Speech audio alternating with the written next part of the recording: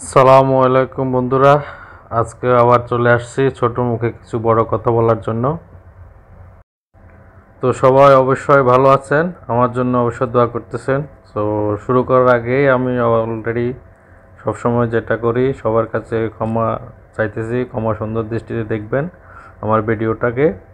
So ভিডিওটা শুরু করার আগে চলুন একটা কোরআন তেলাওয়াত দিয়ে শুরু করি। So let's start.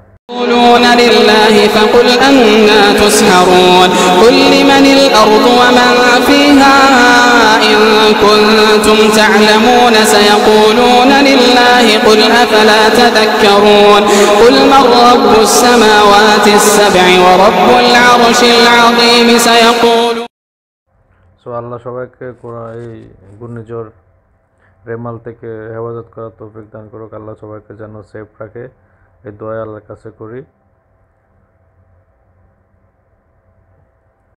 এটা আমরা সবাই জানি, আমাদের ইসলামে নবী রাসূলরা কত কষ্ট করে, কত যুদ্ধ করে, ফেরাউন, নমরুদ, আবু জাহেলের মতো লোকদের সাথে যুদ্ধ করে আমাদের নবী রাসূলরা ইসলাম ধর্মটা নিয়ে আসছে। তো খবর এটাই, খবর আর কিছু না। খবর হচ্ছে এখন আমরা তাহেরি হুজুরকে নিয়ে কথা। তো তাহেরি হুজুরের বন্ডামের কারণে আজকে দেখেন বাংলাদেশে কি ধ্বংসাত্মক পরিস্থিতি সৃষ্টি হয়েছে। তারাও ওয়াজ করে, সালাম করা যাবে না, তারাই পায়ে ধরে আবার সালাম করে। দেখেন বিরতি দেখেন না। তারপরে ওয়াজে যায়, সেই কোরআন তেলাওয়াত ভুলে যায়, কোরআন ভুলে যাচ্ছে, আয়াত ভুলে যাচ্ছে, অর্ধেক বলতেছে, অর্ধেক বলতে পারতেছে না, একটু বলতেছে। হ্যাঁ, তারপর আবার তর্ক বিতর্ক করতেছে মাঝে মাঝে। এদেরকে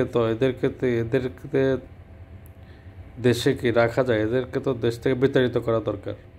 এরকম হুজুর যেগুলো অশ্লীল অঙ্গভঙ্গি দেখায়, তারপরে মানুষকে উল্টাপাল্টা সব শেখাচ্ছে, মাজার পূজারি শেখাচ্ছে।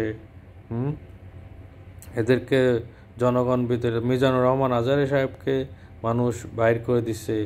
এর মতো ভণ্ড মাজারি পূজারি কেন? Thank you for watching my video. Please like and subscribe my channel.